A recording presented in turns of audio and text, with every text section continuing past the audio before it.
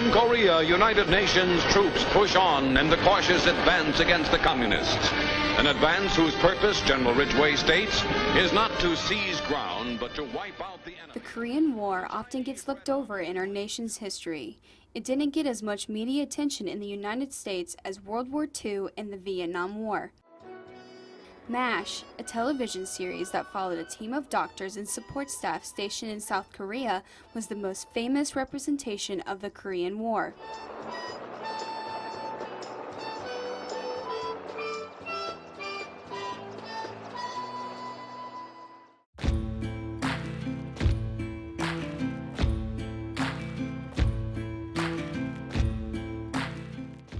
However, last July, Kim Jong-un sent over 55 boxes containing United States troops as a result of a meeting with President Trump. One of the soldiers in the boxes was Army Corporal Jackie Blosser from Randolph County, West Virginia. The discovery of his body was a relief to his family, who never gave up looking for him. Betty Roberts is Blosser's niece. Despite the fact that she never met her uncle, she's been searching for him since 1999. I was thinking it was going to be something fairly simple, and I found that it was very frustrating.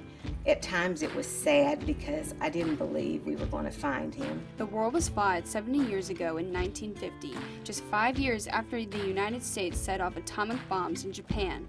The bombs caused Japan to surrender to the Allies, ending World War II and starting the Cold War. Korea, which was under Japanese control, was split in half and given to the United States and the Soviet Union as a part of Japan's surrender.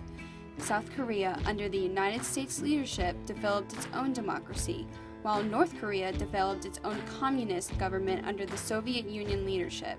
When North and South Korea began fighting, the United States took the side of South Korea to discourage the spread of communism, and China later got involved when they became worried about their own border security.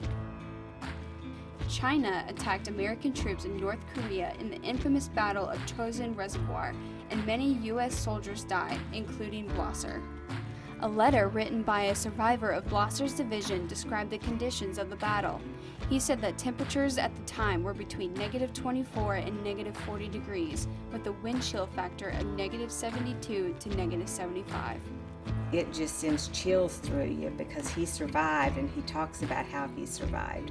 And there were no vehicles that made it out of the Chosin, and he was in one of those vehicles, but yet rolled over the tailgate and hid from the Chinese and was able to make it home.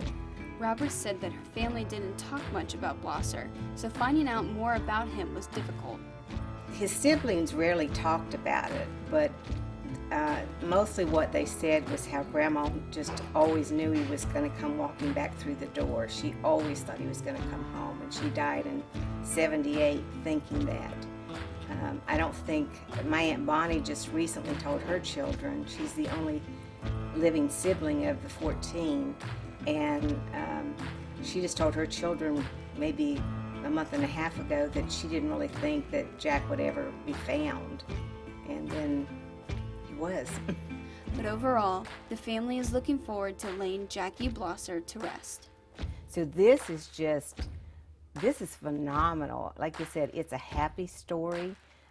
Most of the tears and pain and everything are gone. So this is just going to be a really exciting time for the family.